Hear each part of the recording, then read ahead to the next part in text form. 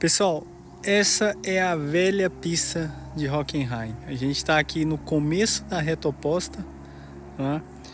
Eu vou mostrar para vocês aqui o que os ambientalistas fizeram junto com a turma do autódromo, que eles fizeram até aqui e até lá no começo da reta dos boxes, a reta principal.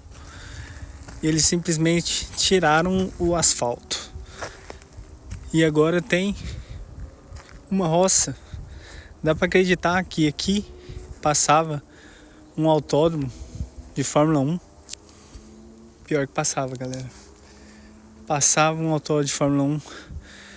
A FIA que fez pressão em Hockenheim para diminuir o tamanho da pista por questões de segurança. Logo depois disso, algumas décadas depois, Hockenheim deixou de ter interesse na Fórmula 1. E a gente perdeu um dos autódromos mais lindos que a gente tinha, que era o autódromo que entrava nas florestas negras. Aqui Rubens Barrichello fez história, né? A vitória dele em 2000.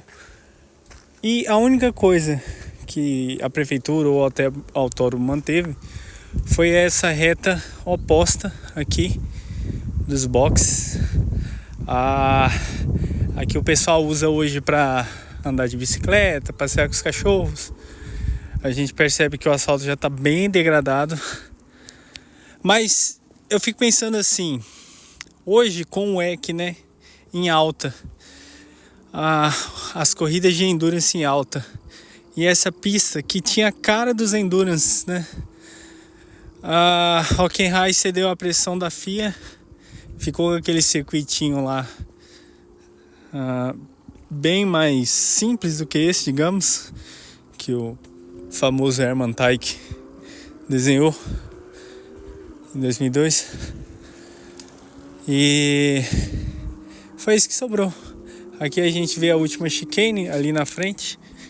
A gente observa o asfalto pintado da última chicane. Mas eu que estava lá do outro lado, lá na reta principal, quando eu cheguei onde que o circuito acabava, aqui no meu GPS, eu fiquei de cara e agora eu confirmei. Eles não deixaram o matagal invadir o autódromo.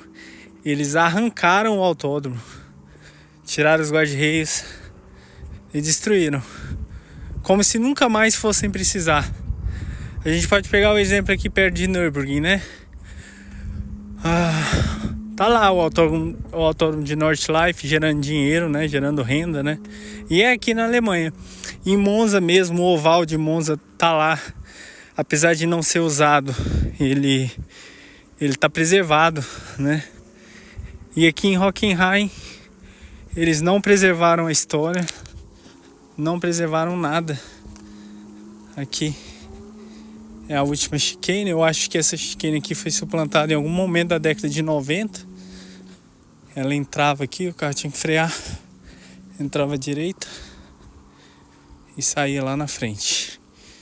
E agora são propriedades privadas. Engraçado isso, né? Como que um autódromo vira pasto de cabra? Quer ver? Tem umas cabras aqui. Então, de repente, um espaço que provavelmente era concessão, né, do Estado com iniciativa privada, agora me parece que tá na mão da propriedade privada mesmo. Vocês podem observar aqui, ó. Aí, ó, as cabrinhas aí, ó. Agora imagina essas cabrinhas aqui escutando o som dos V10 lá no começo de 2000. Não tinha a mínima condição, né? Essas cabrinhas não estavam aqui, né? Obviamente. Essas coisas chegaram depois. O velho asfalto.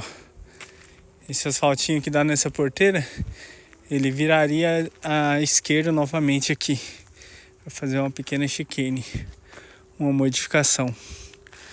Então é muito lamentável isso. Muito lamentável realmente. É um episódio do automobilismo que se apaga, né? Eu acho que Hockenheim mandou muito mal nesse aspecto, porque ela destruiu o seu próprio autódromo sem pensar no dia de amanhã. ela poderia muito bem ter feito como o Nürburgring fez.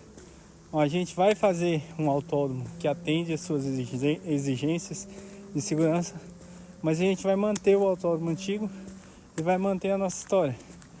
Porque a nossa história é maior que você, filha. Não foi isso que aconteceu em Hockenheim. Lamentavelmente,